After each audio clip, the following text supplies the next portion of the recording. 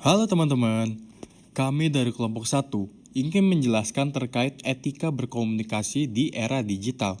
Nah, pada kesempatan kali ini kita bakalan belajar dari kasus yang terjadi di SMK Lubuk Linggau. Nah, jadi beberapa waktu yang lalu, sebuah SMK di Lubuk Linggau mengunggah postingan apresiasi terhadap salah satu siswanya yang telah diterima bekerja di Indomaret dan Alfamart. Nah, jadi niat sekolah itu tuh sederhana, ingin membanggakan lulusannya yang telah berhasil langsung bekerja setelah periode kelulusan. Namun, postingan tersebut justru memicu kontroversi di media sosial. Sebagian netizen memberikan dukungan yang positif, tetapi banyak juga yang mencibir dan merendahkan profesi tersebut.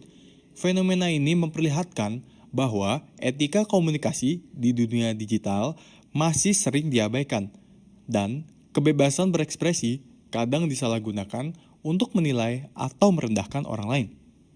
Nah, seperti yang terjadi pada komentar TikTok berikut ini, yang dimana kubu terbagi menjadi dua, yaitu positif dan negatif. Di kubu negatif cenderung menjatuhkan, sedangkan di kubu positif justru saling memotivasi, karena mengingat di era sekarang tidak semua orang bisa langsung terserap di dunia kerja. Hal ini dibuktikan dengan banyaknya angka pengangguran di Indonesia. Adapun beberapa hal yang dapat timbul dari komentar negatif di media sosial, itu antara lain dapat menurunkan kesehatan mental orang lain. Yang kedua, itu dapat menciptakan suasana yang tidak nyaman di dunia maya. Yang terakhir, yang ketiga, dapat menghambat komunikasi yang sehat. Jadi komentar negatif itu dapat membuat diskusi berubah menjadi perdebatan. Pentingnya etika dalam berkomunikasi, menurut Jalaluddin Rahmat pada tahun 2007, berpendapat bahwa etika komunikasi merupakan bagian dari kesadaran sosial untuk menghargai orang lain dalam proses bertukar pesan. Nah, lebih jelasnya, Jalaluddin ini melihat etika komunikasi sebagai bentuk kesadaran sosial di mana komunikasi yang baik harus memperhatikan norma, empati, dan perasaan pihak lain agar tidak menimbulkan konflik atau kesalahpahaman.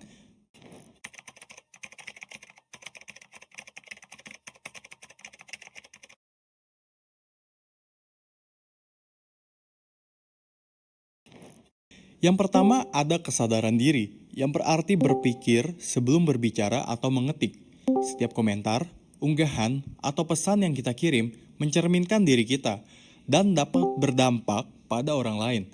Dalam konteks komunikasi digital, kita perlu menahan diri dari emosi sesaat seperti marah, iri, atau ingin terlihat benar sendiri.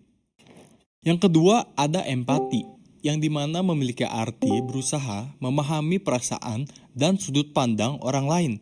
Di dalam dunia digital, kita tidak bisa melihat ekspresi wajah atau nada suara.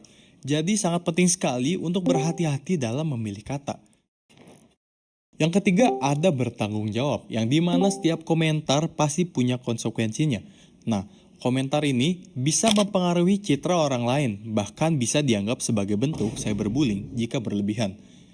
Adapun langkah-langkah untuk mengubah komentar negatif dari energi negatif ke energi positif, itu yang pertama kita mesti belajar menahan diri dulu sebelum mengetik. Kemudian yang kedua, kita harus mengajak orang lain berdiskusi secara positif dengan menggunakan media sosial untuk berdiskusi secara santun dan membangun agar terciptanya ruang dialog yang sehat. Yang ketiga, kita harus membuktikan bahwa komunikasi yang positif bisa mengubah suasana. Dengan pemilihan kata yang baik, dapat menciptakan lingkungan digital yang bisa lebih damai. Sebelum kita berkomentar, ada baiknya kita tanya ke diri sendiri dulu deh. Kalau aku yang dikomentari gini, gimana rasanya? Nah, karena etika komunikasi itu nggak cuma soal kata-kata aja, tapi juga soal empati dan menghargai perasaan orang lain tentunya. Sekian dari kami kelompok 1, terima kasih dan sampai jumpa di lain kesempatan.